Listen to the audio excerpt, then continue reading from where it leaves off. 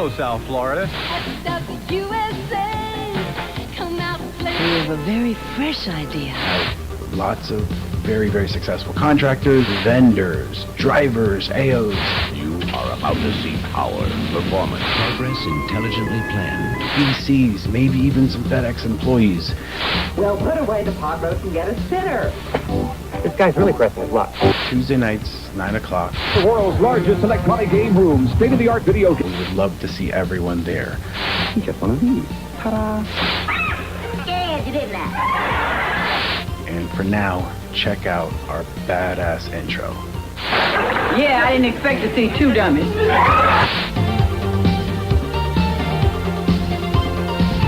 Say something, please.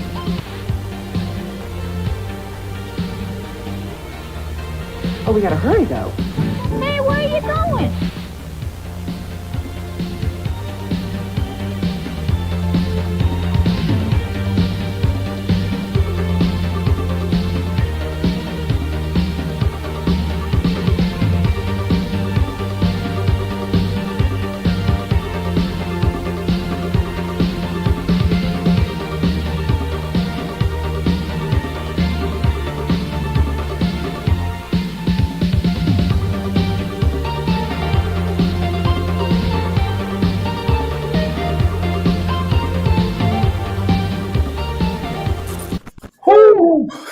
Gonna be a big week. Oh my God. Tonight's going to be the greatest night of my whole life. And for anybody that knows what's actually happened tonight, I'm not being sarcastic.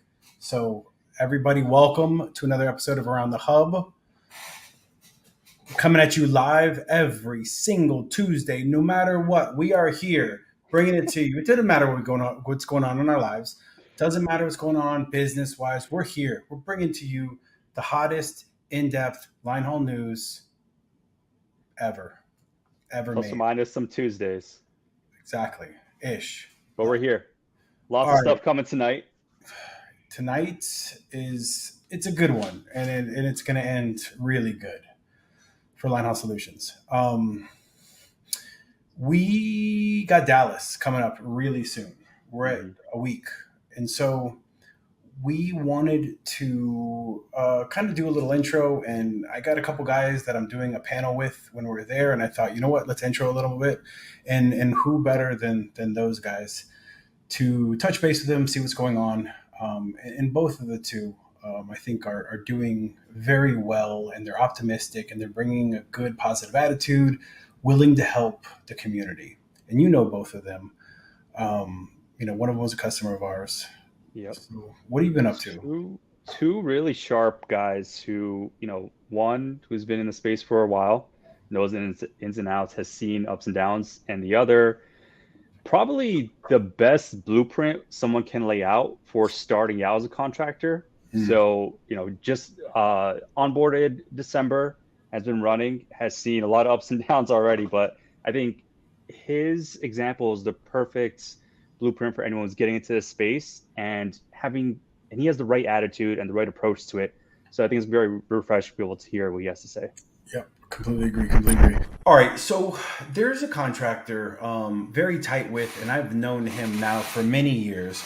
I actually bought a run from him that wasn't working out for him, and then it also didn't work out for us either at the Philly market. That's why I met him, but awesome dude. I wanted to have him on for a while. So let's bring Nesh on, Nesh of Aspire.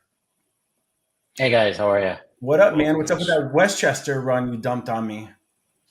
Hey, listen, I tried it and, I was new. So I things didn't pan out the way I thought when I got in, but I was awarded this run and I basically flipped it in 6 months to you. I didn't make great money on it, but it was, the revenue would have been great if it ran what they said it was going to run. But 5 days a week and then Saturday, Sunday just do one turn. It wasn't worth it. Yeah, no. Yeah, for Nesh, he made the right move, so I can't knock him for that. we also flipped it, but it's a testament to every, I want an assigned run. Well, you don't want every assigned run. You have to really, you see the A1, see the settlement, still have to have some conversations. The problem with that one is they would sit for so long in Harrisburg that they would Yeah. often not get that second turn in. And it's, eventually it was just like, what do you want me to do? And they would freak out for not having the first turn done. Yeah. And it's, why am I going to bring somebody in to lose money? So Yeah. anyway, man, what's going on? Where are you now? So we're completely out of Pennsylvania market right now. Not that we wouldn't get back into it, but I found my niche working in hubs. Actually, during the pandemic, we moved down to Greensboro hub, and we've got 4 a.m. runs, one team run, and a one night run assigned. All 6 are assigned right now. That's what we're running.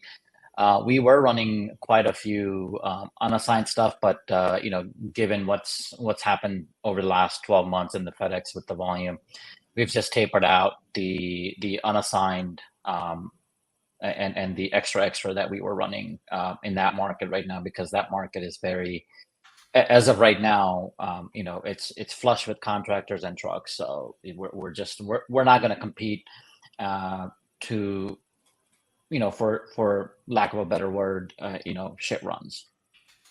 So Nesh, you touched on something that's really important that we need to talk about there. But before we get into it, can I just ask you, what's your background and how did you get into FedEx? Yeah, so when I was looking for a business to start, I'm an IT professional. I came from the voice over IP world, doing a lot of video conferencing rooms and setting up voice over IP systems for corporations, doing some, consulting work as well. And where I was, I didn't like, a lot of people say, like they run after their dreams. I was actually just running away from my nightmare. And so what I was looking for is just an absentee business that at some point, knowing my personality, I wanted something that I would have a backup as if something ever were to happen with my job. And so I was always looking for something absentee. The most prominent thing I think I was researching was laundromats. And I kept looking at them, and I still remember clear as a day, 2018, I had to make a run down to Charlotte, North Carolina, because one of my family members was in a hospital. And everything was okay. And then we were driving back to the airport, and my cousin who lives down there, we were passing by a FedEx ground truck, and all he said is, "Do you know that they sell FedEx routes?" And that was in January of 2018. And basically, I took the next 3 months to research, and by April of 2018, I had a signed contract that I was going to be a line haul contractor. I looked at the business, obviously no trucking background, nothing, no logistics background, but I saw the numbers made sense, so I jumped in. So that's in a nutshell how I got into this business. So that's really impressive. And you've been around, since 2018. So you saw the run up in 2020, 2021, and you've seen kind of a slight pullback, let's say. Yeah. Would you say overall you are happy with your decision? Oh, absolutely. I mean, if you had asked me the first 2.5 years, I would have probably had a different answer. But the challenge is, how they give the analogy of a farmer growing a crop. Like, you got to give it a growing season, right? You can't measure 2 weeks later, where your fruits of your labor are, right? And so this is a marathon. You want to be in this business, and there's a lot of people that ask me about this business that are starting out, and they want to know what the secret is, or is it worth it? And I said, if you're looking to get into it for quick buck, you may or may not get lucky. But if you go for it for the long run, sustained effort, 4 or 5 years, then it makes sense, and you will see that you would have grown your business, given that you run your operations safely. That's the mantra right now with FedEx. And if you treat your people right, but if more so just safety and treating your people right, I think you'll succeed. Awesome. So, and it's a story that it's familiar. It's not that far off from our story, and it's many contractors who we talk to that are successful now and positive and looking towards the future and growing this for the long term that just find their stride. And it doesn't always happen quickly. Just because you take over a business that someone else has been running smoothly and you're getting started, there's a lot of hurdles to really get to find your stride. And so I think Nesh, that's not far off from what I hear from a lot of people. It takes time. Yeah. You've certainly done it right. You've played the Yeah. game very, very well. And Nesh and I have spoken a lot, and I kind of know a lot of details, but played it right.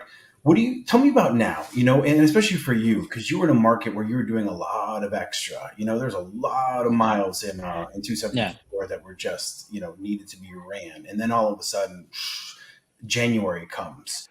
So walk me through. Back then, we know volume sucks, but what do you see now? Tell me about your outlook on summer leading into fall peak season. Yeah.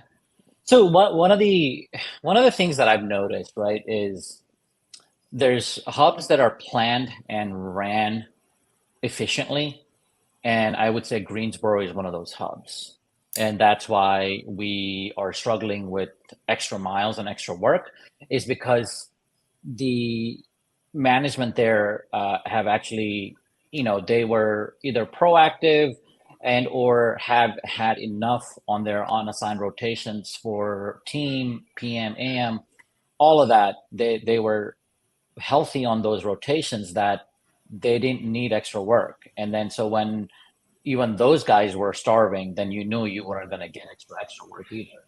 It was very rare. And so for us, we basically just went from running about 12 to 15 tractors a day. We now have slimmed it down to about 7 to 8 tractors a day. And even then, most of the days it's, or 6 assigned runs that go out. And we have our driver manager that's on the yard every day, and we'll say, hey, reach out to FedEx, see if they have something. And if they do, then great, go run that. If not, don't worry about it. And right now we're just trying to capitalize on every assigned mile that we have on our A1 and just try to make sure that we run that. Are those, and then obviously go ahead. A1 runs running smoothly right now? Yes. So we've been very fortunate in picking up the runs by design and or by just, when bids came out, we bid for it and we got it. We have 4 number 1s in the lane and 2 number 2s. So those are very key. And a lot of times, that's also part of the game that a lot of contractors. I mean, again, I'm not trying to say people don't understand it, but that's a very important piece of the puzzle as you grow into this market in the FedEx world, is knowing your lane and then the number of your run in that lane. Because FedEx, as we all know, they only pay us if we run. And if you're number 5 in that lane and they only use number 4 up to number 4, you're not going to go out. Doesn't matter if it's an assigned run. Oh, so true. So both of you, successful contractors, you guys do well. And coming up, I think next week, you're both going to be on a panel in Dallas. What is it about? Is it diversifying your assets during a downturn? Is that what it is? Yes. Yeah. So this same panel was there last year in Dallas in the Linehaul Summit, and we were in the audience, myself and my BC. And one thing we did come out of there because it was an end of July, volume had already started to tank, and we just wanted to see how we can diversify some of the assets that we had. And and again, there's no right or wrong time to start anything. It's just basically starting and then making your decision right. So even when we went out of there, we started up a new DOT business, and I don't want to say we were successful, but we definitely hit the ground running with one of the major carriers just doing power only. And we did fantastic with them. We were getting FedEx rates, if not better than FedEx rates, just doing power only. Now, with that comes is challenges of making sure that you're planning, right? And my BC, who used to run a fleet, he could, you know, articulate in exactly how all of this should be done. But like, you know, he made sure that guys weren't sitting, you know, he booked out a load from going A to B, but he doesn't wait till the driver gets to B to book out a load to come back or go somewhere else. You know, we have drivers that go out Monday and come back Friday and take the weekend off on our over the road company, right? But that's because of planning, and he does a lot of planning, and we use you know, Freightwaves a website, and there's Sonar tool as a tool to look at what markets and what lanes are hot, where the money is, and we try to do it that way. Does every week go as planned? I mean, sometimes we've had where we booked out the entire week, and you know, we can kick up our feet and sit, and it doesn't work out that way because shippers or shippers on the other end delay your guys, and then it snowballs into whatever you have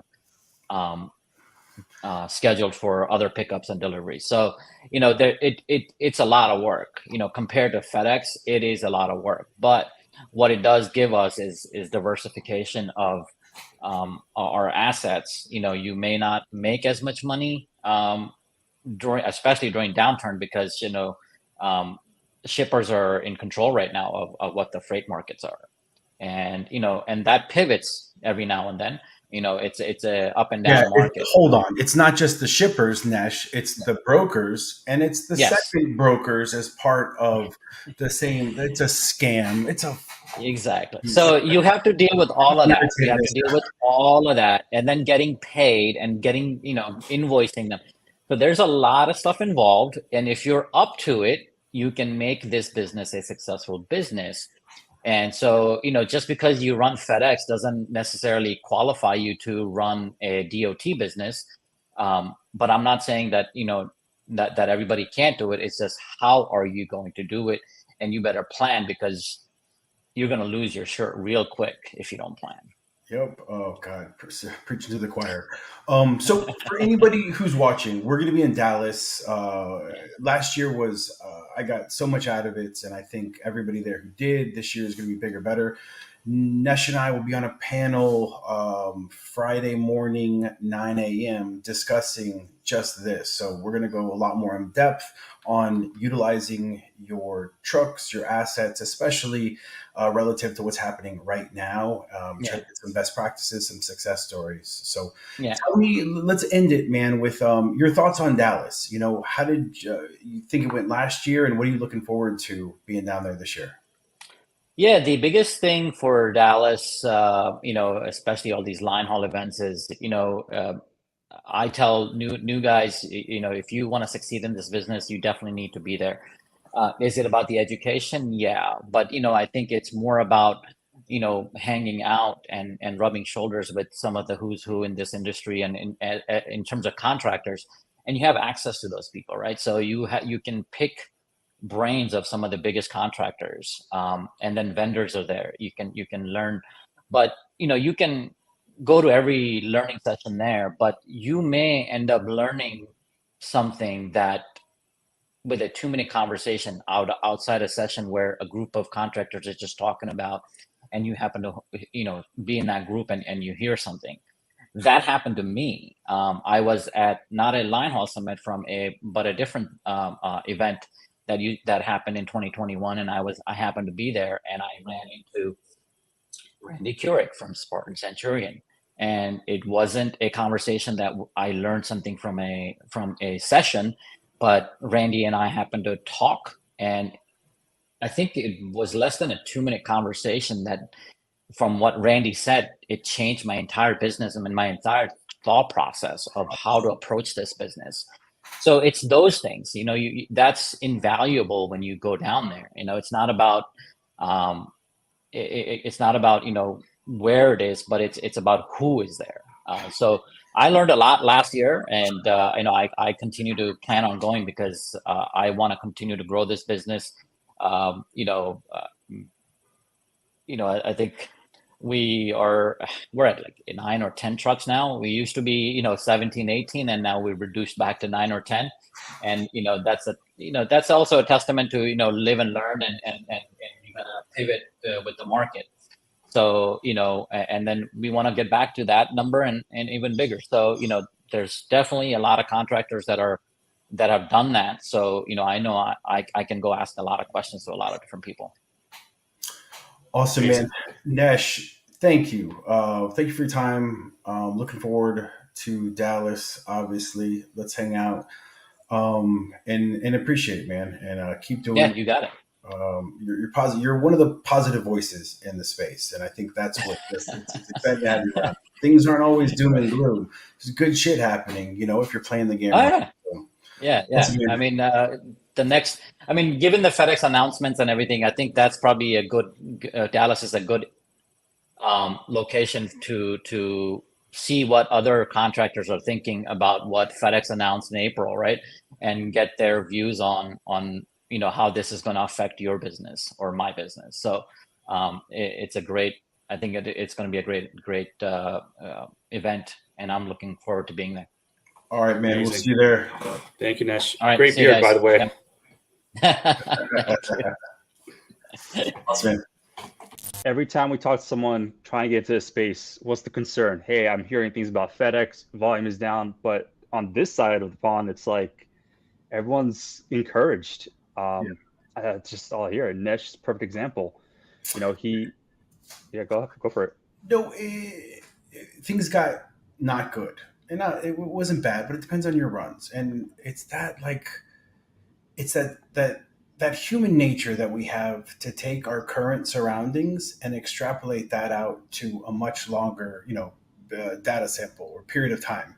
And so things are really bad right now. And so it's always going to be like that. And you forget about not that long ago, all the extra stuff you were doing. And we know it's going to get back. And we've done shows about this and getting people's opinions on where we're headed. And there's so much, just really aggressive tailwinds that we have as a community, and things that are happening that we're watching happening, that it would be foolish to not be extremely bullish on where linehaul is going. So obviously I'm buying runs. I'm turning in CGOs. I swear I'd never do another CGO lim meeting. I'm not doing a lim meeting. What is this? Every time I call you, it's a new one. Hey, I'm working on this deal or working on this. It's exciting. It's something reinvigorated me, and it might have been just doing linehaul solutions. It's like, oh man, I could do this. I build this team. Build these efficiencies to help people run their business. Well, maybe I should, utilize my own system. And so it's fun, and I don't want everything, and I want to stay small. I don't want to get big, but it's been fun because I'm doing things myself that I've been coaching people on for the past year. And it's like, oh my God, this is great. Our next guest is one that, he's doing it right. Nesh, great system. The idea of building a business, but Alan, he's been on the show before. We've heard his story, but Alan's doing it right. And I say that because everybody comes in, especially the people who buy small, and they know you can grow organically. You can get free runs if you operate a successful business, good SRS score, and are able to really set the tone in that lim meeting, convince managers, and then you have that ability to grow, and they're free runs. And so Alan is doing it better than anybody. He's been in for 6 months, and he's massively grown that business. So he's kind of the example. He's the shining star that we have so far. People coming through our system, and he's a wonderful guy to know. And he was in Dallas last year. He'll be in Dallas this year. So let's bring him on. Let him answer. Let's do it. What up? Welcome. Hey, wow! I feel unworthy based on that intro. Dang. All right. Oh, man. Your settlement statements would say otherwise. Yeah, they're getting exciting now. So it's been Alan, 6 months, but yeah, go ahead. How did this all start for you? How did you finally decide, that what's your background and what made you go, hey, FedEx is the right place for me? That's a great. Didn't we do a whole episode on this question? Did we? We did a brief intro, and this is a good reminder. Okay. Maybe we should go back and watch our other episodes. Just kidding. Well, yeah. So I spent almost 30 years in corporate America as a project manager for different companies, IT, and what made me think? Well, you know what? I met a guy that I bought a truck from in Utah, just passing through, and I found out he worked for FedEx, and so I dug into that, and it wasn't really he worked for it. He was a contractor like what I do now, but he had a number of runs out there in Utah, South Utah, and then I never thought about it again until about 2 years later. One of my friends at work just up and quit, and I finally met with him about 6 months later, and I'm like, so where'd you go? What'd you do? And he said, oh, I run a trucking company. I said, a trucking company? Really? You have a background in it? He's like, no, I don't. They started to tell me it was a FedEx contract and that he had bought it out in Lenexa, I think is where he's based out of. And so that started me thinking, oh, this is like the real deal. This isn't just something that you got to have this huge trucking background. It's just a business like anything else. So I did a lot of research. I did a lot of phone calls, calling people from biz, buy, sell, tell me about what it takes to do this. And so, one day I saw this listing for 3 runs in Denver. I'm like, this guy is selling it way cheap. There's got to be a catch. I'm in line in the drive-through there was a catch, all right. Whataburger, right? And I call him, not expecting it was a Sunday. I don't expect anybody to answer the phone on Sunday. I was just going to leave a message. And this guy named Rick answers, and I'm like, what's the catch?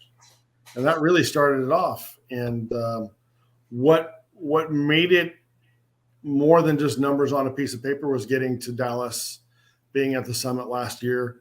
And I still had this certain level of distrust for folks. And so it was a time that I spent with Rick, some of the discussions that we got into that had nothing to do with linehaul, that built that trust between us. And then he calls me up. Gosh, when was it? I don't know, about 3 weeks later. You're not going to believe this deal I got.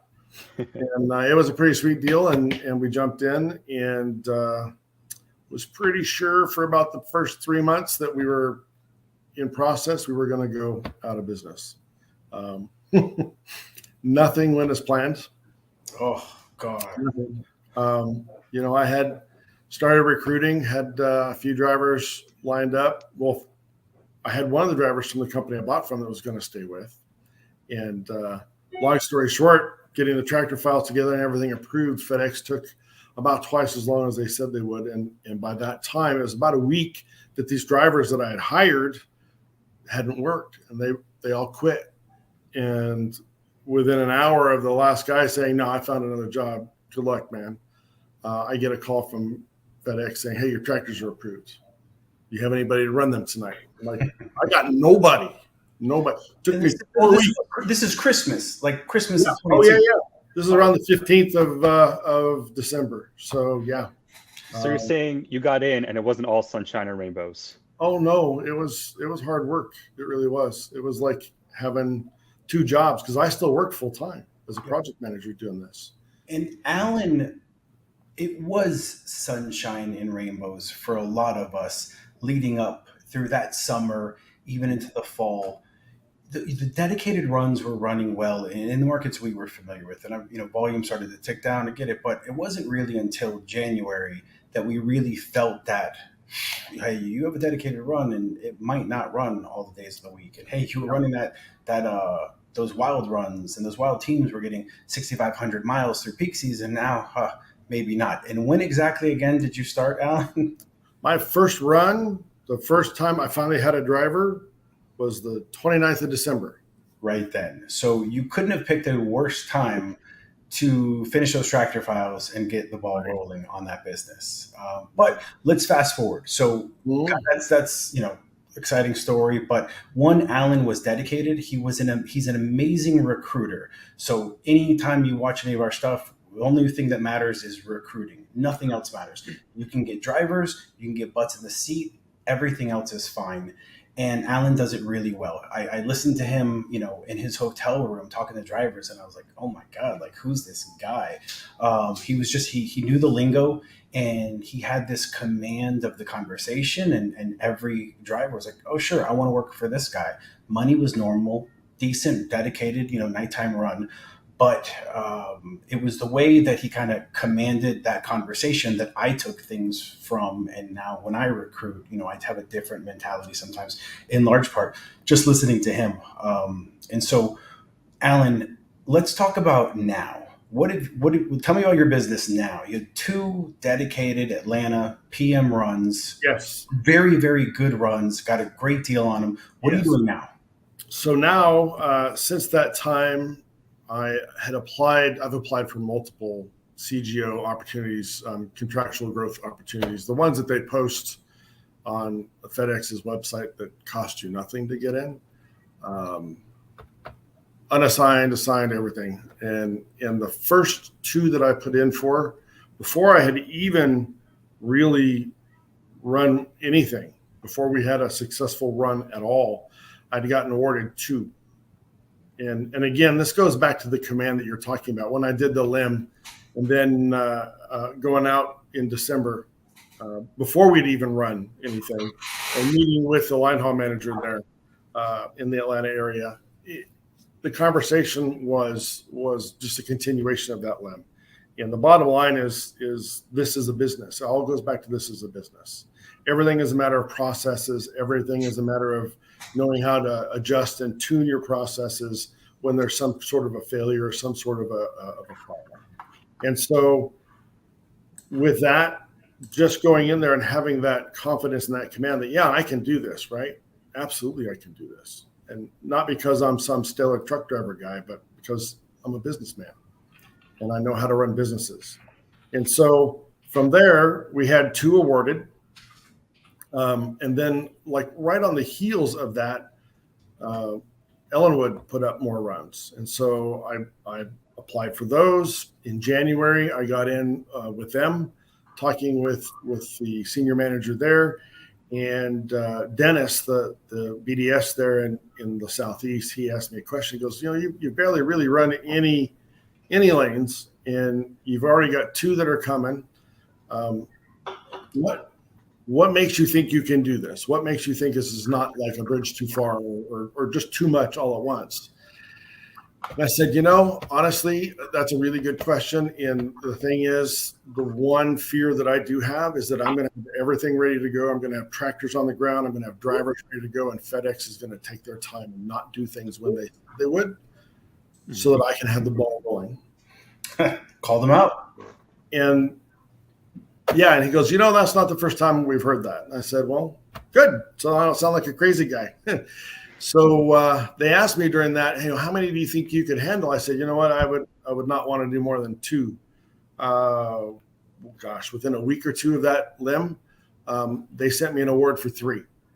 And so now we're running 5 unassigned team runs, 2 out of Marietta, 3 out of Ellenwood, and then we have the 2 assigned PM runs. And it's challenging. It's exciting.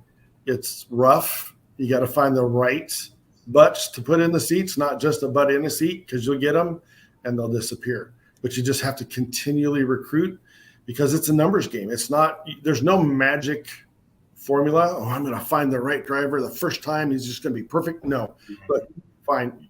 You have a heartbeat. You don't sound like a jerk. Let's go. Let's see what you got. Because really, people can sound great in an interview and they turn out to be awful. And people can sound awful in an interview and they turn out to be fantastic. I had one guy, sounded great, had experience in FedEx. The day he was to start on the team, he called in, hey, my Uber got a flat, ghosted us for 3 weeks, never showed up. Insane. When I did the BD-47 to separate them, the guy at the terminal said, oh, I wish you would have told me about this guy. He does this to all the contractors. He'll sign up, he's ready to start, and then he'll never show up. Been there. And it's the same in every hub. you have those guys. Let me ask you this. So for those unassigned runs, 5, that's 2 runs to 5 runs. I mean, financially, the value of that business, I mean, just the income has changed significantly. It's completely different than what you bought in. You are running a wildly different business. What's your mileage when you start that week on Monday, Tuesday? What do you expect for those teams? What's your blended average right now? I mean, blended average teams alone, we're looking at about 25,000 miles on average. 5,000 a team. 5 teams. That's God. That's That is a great run. There are some weeks. There are some weeks. I have a team that gets 3,800, right? But that's usually because of the timing of the dispatch the week before, and they didn't get that dispatch on Saturday. They got it on Friday. So last week was 7,500 miles, right? So, but it averages out, and it varies more than I expected. It really does from week to week. But when you look back over this year, we're looking at about 5,000 per tractor that's run. Yeah. Alan, let me ask you this. It sounds like you're more encouraged than anything else in this space. Would you still encourage people to get into it and follow this route of winning unassigned runs? Oh, absolutely. I would. I think the unassigned runs are more lucrative than anything. If it's an assigned run, you got to vet those. I've had an offer for an assigned PM solar run in Buena Vista, but the mileage just wasn't there to be able to support paying a driver what they would need to have a living wage, and then the tractor payments and everything else that goes with it. And I'll say, and of course my camera goes out because I haven't charged it in however long. It's juicing up now. But Alan is geez, we have the conversations, and Alan is not risk averse at all. You are in growth mode. You are willing to put in the effort, willing to put in that sweat equity to build a business, and Absolutely. You're not going to stop. And that's what people need to understand. You want to be successful, you work your ass off. Absolutely. No matter what run you're getting, buy the smart runs, make the good decisions, but be ready to work your ass off. And either way, so it's impressive. It's impressive to watch. And I tell you this, but you are, definitely one of our best success stories, probably the best so far from Linehaul Solutions year 1. I appreciate that. Can I quickly just roll off of that, Alan? How much more work has this been than you initially expected it to be, or has been what you expected? Yeah, I remember the first time I talked to anybody, he's like, oh yeah, so all we basically call our guys once a day, maybe 5 minutes on the phone, and then they're fine. They do their own thing. Oh no, that's not it. No. And really you hear the term, you got to be the boss, right? And that doesn't mean you got to be the boss and order your people around. You got to be the boss and protect your people, right? You got to be able to help them to succeed, because when they succeed, you will. And honestly, I have not taken a paycheck yet. That's getting ready to change by the end of July. I'm hoping, if the numbers come out right. Nice. Cash flow is king, so you have to delay gratification. This has literally been a second full-time job for me. I'm still working a full-time job, but again, like I said, I'm hoping July is that time, because there's a certain critical mass of regular income that you get that allows you to build the float. I call it the float in the cash flow, because you need that float. There's going to be bad weeks. There's going to be bad months. Tractors are going to break down and be offline. So not only is it costing you money, it's losing you money that you could be making. But the bottom line is, once you have that float and you're in the cash flow position where you can take a small cut out of it. I'm not taking half of it. I'm not taking probably not even a quarter of the cash flow coming in when I go out.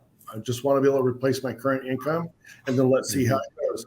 And everybody in my staff, all my drivers, anybody that's helping me in admin, we don't get paid some flat rate. We get paid based on the miles, just like the drivers do. Ooh, interesting. Right?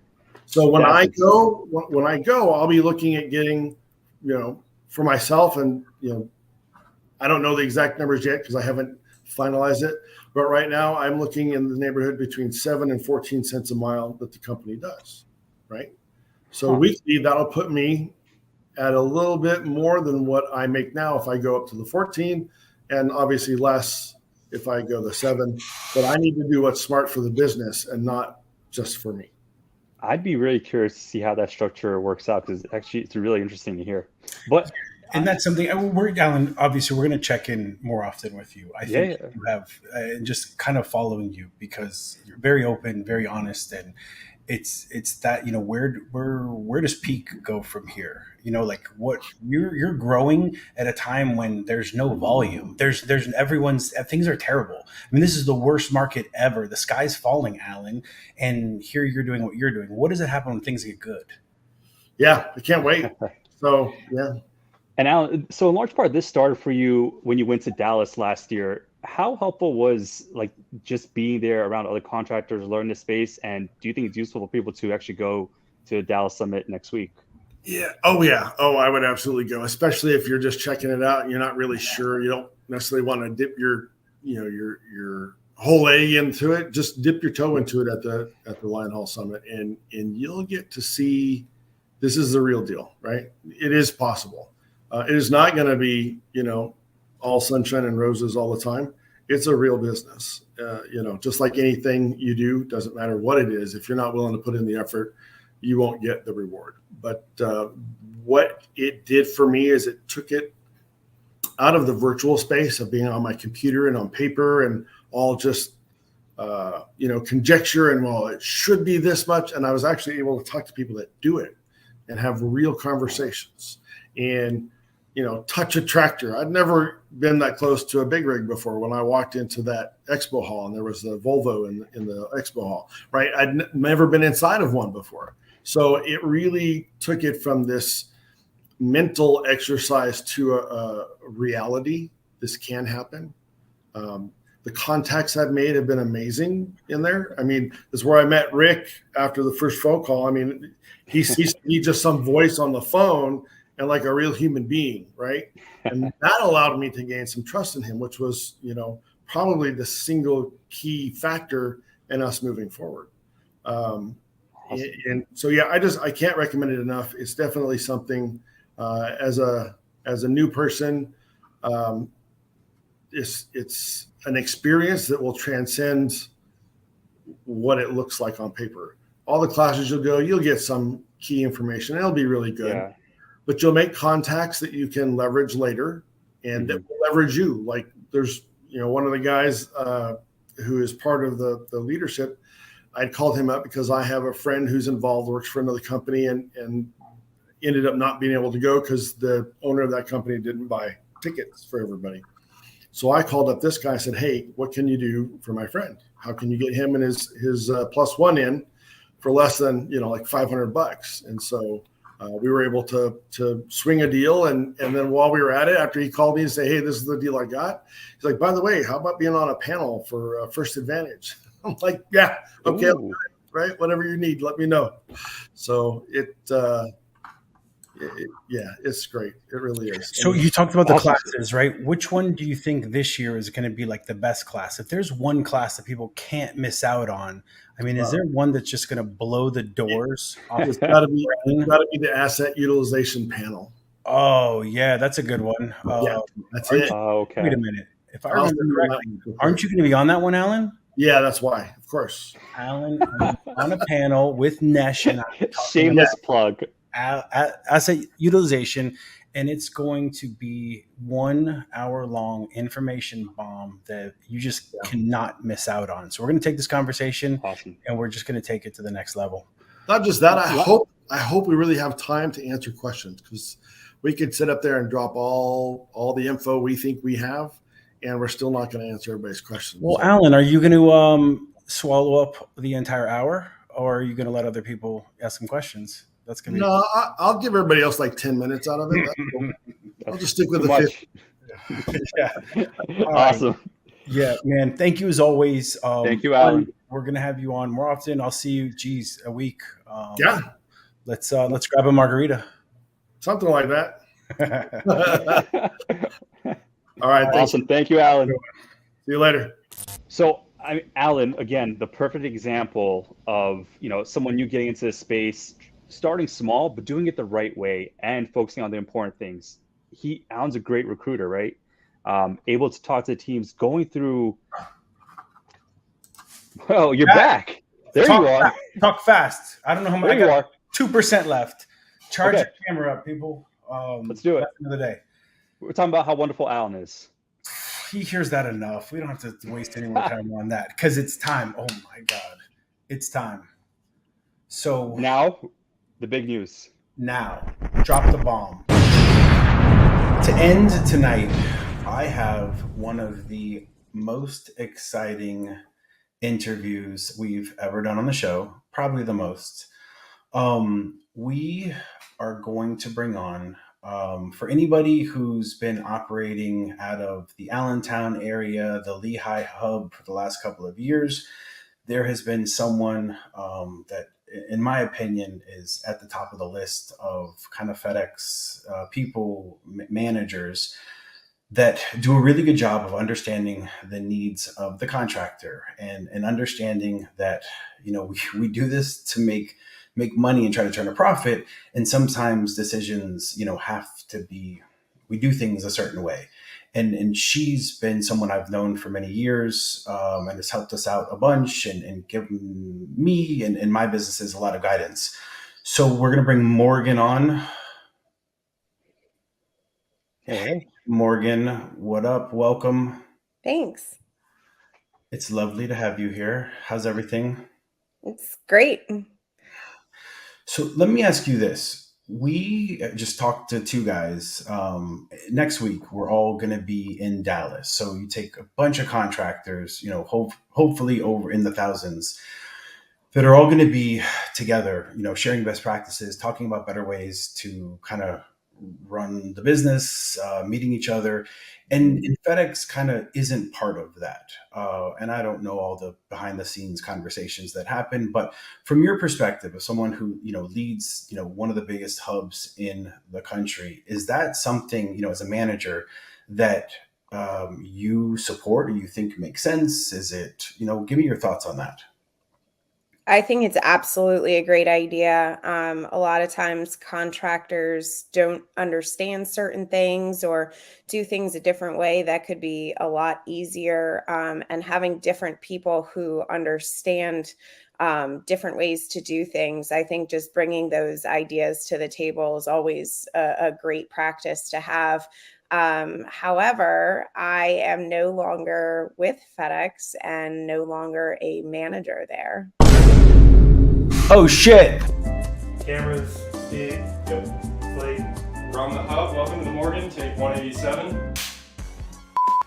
So Morgan, what the hell? Yeah, I'm no longer working for FedEx. Wow. Yeah, we had a difference of opinions and I'm no longer working for the company. So what have you been up to? Happy vacation. Happy retirement. Yeah. Wow. It's a good call. Yeah, I was down in the Cayman Islands for a week. This is what you get when you are no longer with FedEx. I was scuba diving. Apparently there was a hurricane going on down there that we were diving in. It was great. I've been spending time at home with my dog, getting my yard ready for the summer. So it's been a blessing in disguise. Awesome. So we despise FedEx. Like, let's crush them. What do we do? Is that the case? No, I am very appreciative of everything that FedEx has done for me. I mean, FedEx took me as a package handler when I was 18 years old and rose my way up through the ranks, becoming a senior line haul manager in one of the largest hubs in the country, and a female at that. So, I mean, I owe a lot of my knowledge, my dedication, a lot of it to FedEx and everything that I put in. So I am appreciative. I'm sad, but it's also at the same time giving me another opportunity to move on with a different part of my life and also understanding the other side of the business, which is exciting to me. So speaking of the other side of the business and opportunities, Linehaul Solutions, right? Hey, welcome. Thanks. Welcome to the squad. We like to tout our ability to take the new contractors, those guys that know they want to invest money, or gals, apologize, They know they want to invest. They have some money and they're looking for an opportunity to be an entrepreneur. And I've always said, I've looked everywhere and I always come back to FedEx Linehaul as being the place where it just makes a lot of sense. Growth, great margins, not a ton of time that somebody needs to commit to within reason, buying the right businesses, having the right runs, everything that we say. And we got a good, good squad. We've built out, we got an admin team, a processing team. We get deals through very effectively. Oh, and by the way, look who's deciding to join us. So how crazy would somebody be if they're gonna buy a FedEx Linehaul business or interested and not give us a call, in your opinion, at this point? I think it would be ludicrous. Hell yeah. I think that having myself as well as the team that surrounds us, that people are just extremely knowledgeable. We have processes put in place, even more That's now. Morgan's changing all of them, but whatever. Making them better. Yeah. Yes, we definitely are. Being able to locate things a lot quicker, but also having the staff understand where things need to be. Having those daily meetings put in place, those Zoom meetings where we can kind of hash it all out, but really having the buyers aware of what's going on, where they're at in the process, giving them those daily updates. That's thunder. Yeah. That's because with this new squad, we're bringing the, damn it. 1, 2, 3, bringing the thunder. Yeah, it's 1, 2, 3, bringing the thunder. This is the hardest thing in the world to do, is to continue now. There's no chance. Getting the team organized. Getting the team organized, daily meeting, the Zoom meetings, and Right. So having those buyers really active in what they're doing and understanding where they need to be, but also the sellers knowing that things are going to be wrapped up. When you have a new entity that's coming in that doesn't have line haul solutions, they don't have that support. They don't have that team that's in place that you've grown and you've developed, and now that I've come into, where it brings that whole process together and really helps the buyer. Unfortunately, I've seen some contractors that haven't been successful, and that's not what a line haul senior manager wants to see on their end. They want somebody who's going to come in and who's going to understand the system, and building line haul boot camp where we can bring in these buyers and have them go through this boot camp and understand what is going to be expected of them is a huge deal to me. So let's talk about the boot camp for a second. For anyone's like, hey, why can't I access the boot camp? You guys made a really big deal about it. And you had an online portal that our clients could log into, and we talked about how exciting it was gonna be. And then you show up and we haven't gone live with it. Can you explain to us why we haven't gone live with the boot camp at this point? I've changed everything. I came in, I looked at the videos, I told Rick they sucked, and I told him why. Whoa. That's not that much of an exaggeration though, so, okay. So what do you think Linehaul Solutions needs to present itself? Where's professional here? Don't be bringing your notes out. It's not even, what? Were we live? Yeah, that's fine. We can use that. We'll have a live look behind the scenes, how things work. Yeah. So what do you think Linehaul Solutions needs to present itself to new contractors? Okay. So Morgan, you've seen the other side now, and you're seeing what we do. What do you think Linehaul Solutions needs to do to present itself well to new contractors? How do we help them get better? We have a Morgan. Duh.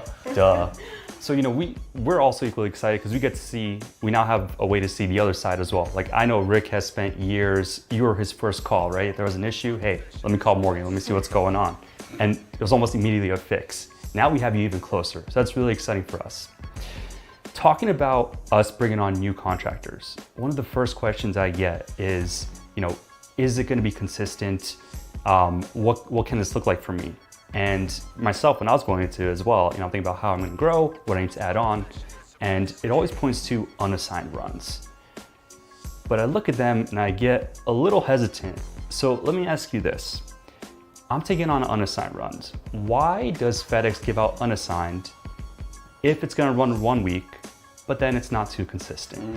How do I let my business survive? How do I manage that? So let me take out my little magic 8 ball here, and look into it.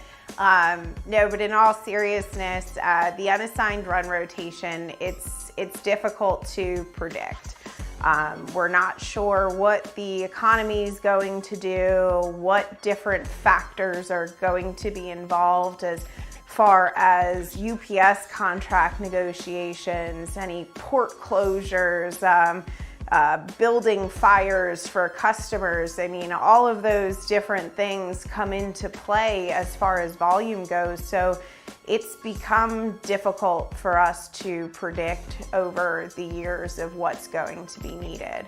However, building up that unassigned run rotation was a way for contractors to come in and establish their place in their hierarchy inside of the operation.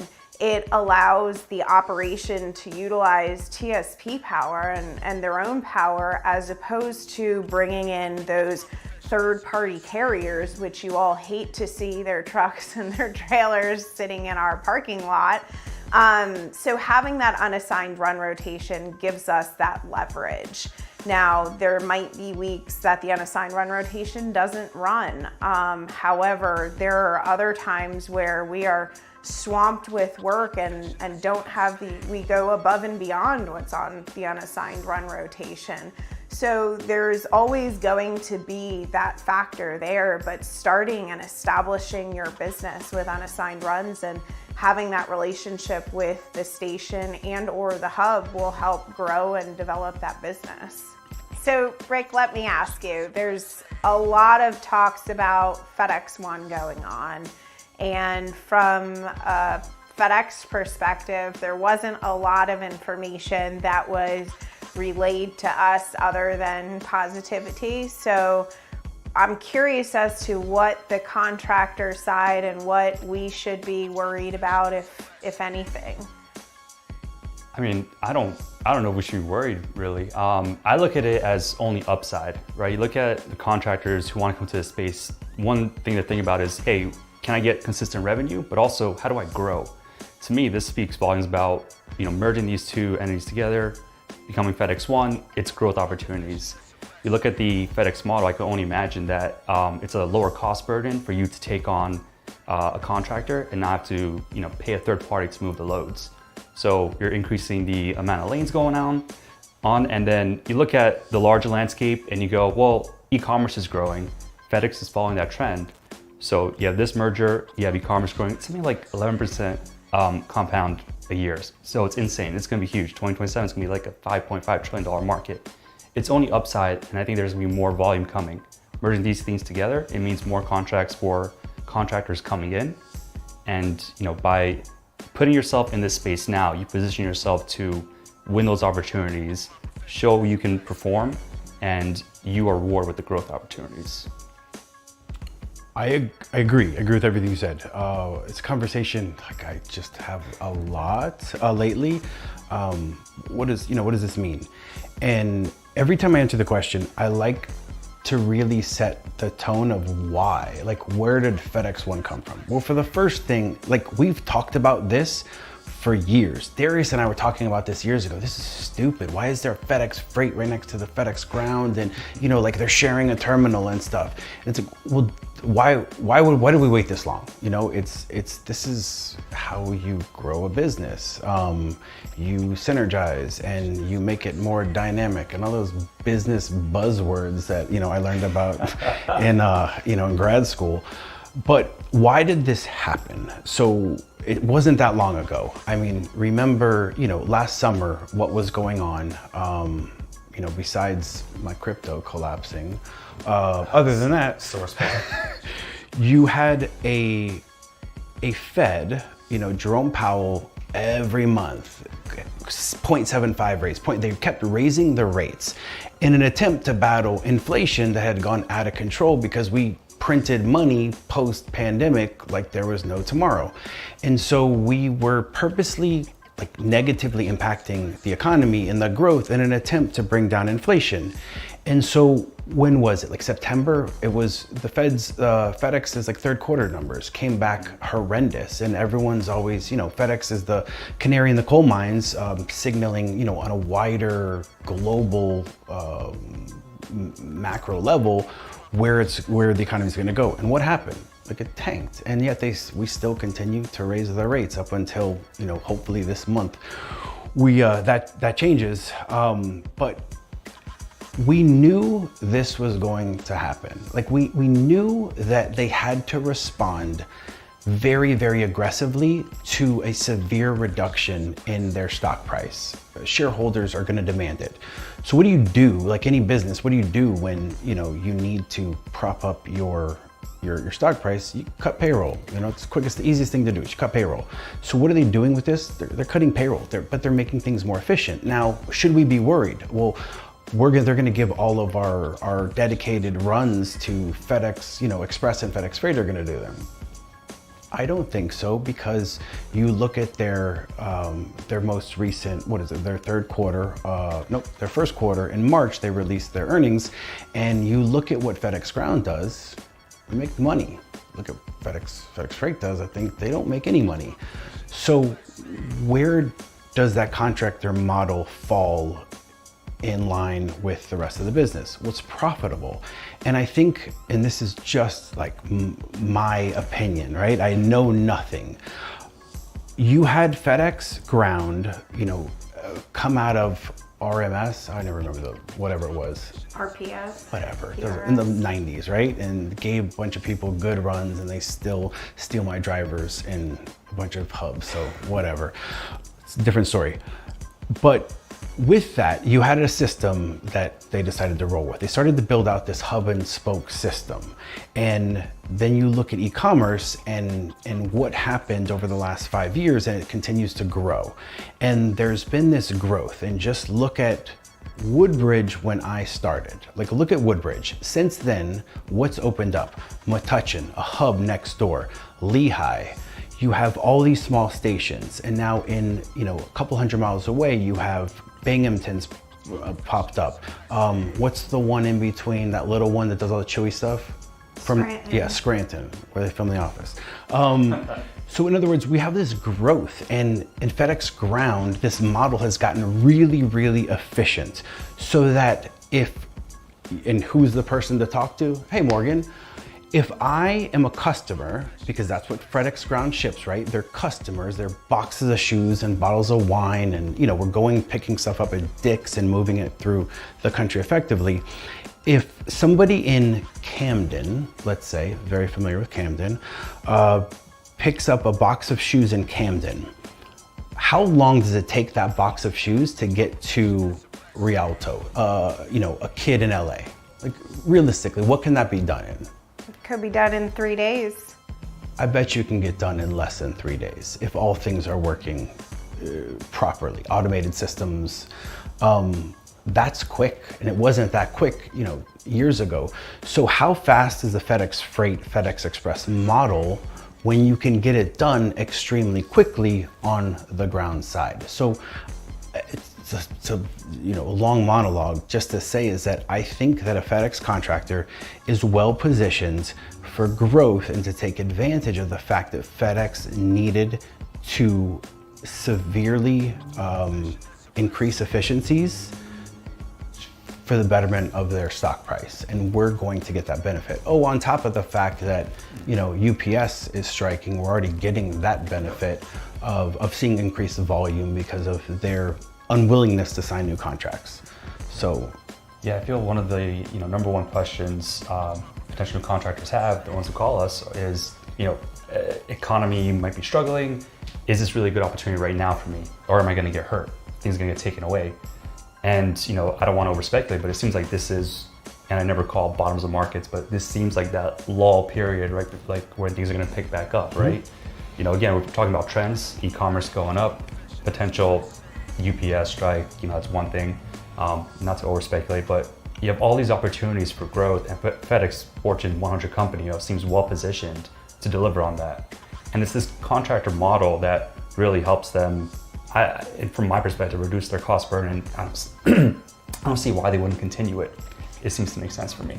And why they would continue to have Swift and UX Express trailers in my parking lots more than.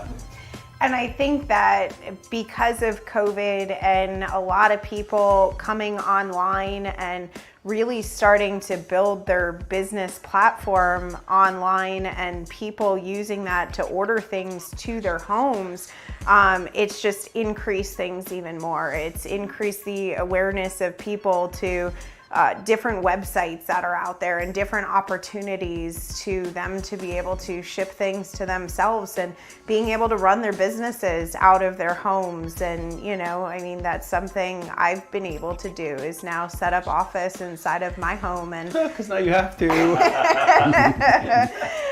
And, you know, order things. And I probably order a lot more stuff now than I did before, just because I'm home and I have that opportunity too. So I think that the business is still there. The business will always be there. And it's something that new contractors shouldn't be wary of.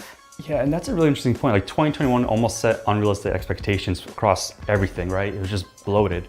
And then, you know, last year, you look back, new CEO of FedEx, but then what did he do? Immediately got up and said, and reduce expectations. So as any new CEO who comes in, who's trying to fix things, you go, I'm gonna set the bar real low, right? So there's only upside. And I think that's when the news started, everyone getting a little bit concerned about where volume is going.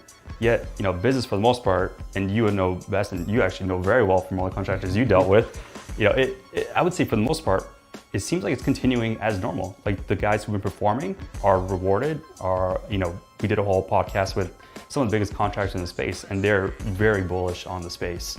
You know, they want to be a part of it. All that to say is, it still seems like FedEx is a very good business to get in. If you want to start your own business, you have standardized revenue. You're not going out doing all the marketing. And now you have a team who can help you actually get into the space. Yes. You have a Morgan. Hell yes. Have a Morgan. All right, so to wrap up, Morgan, welcome. This has been many, many years in the making. What do you want to say to the Linehaul community? I'm excited to meet everybody. I'm excited to put some faces to names out there and really understand the other half of the business that I never put into perspective before, and really get to see a whole nother world that's out there besides the underwater world that I'm already aware of. Where people wanted to say hi to you, where's the first place they're gonna get the opportunity? In Dallas. Boom, Dallas. Yeah. Linehaul Summit, June, See us there. late June-ish. I don't know the dates, but come. June 28th, first day. They probably already know, the people that are watching this. That's probably true. Morgan, thank you. Thank you. Let's do this, team. Linehaul Solutions out. We gotta.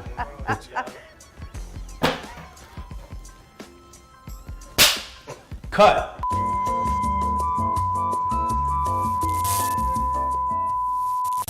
Including another day of programming.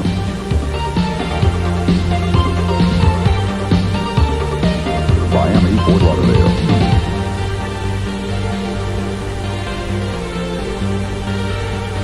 A very pleasant and peaceful good night.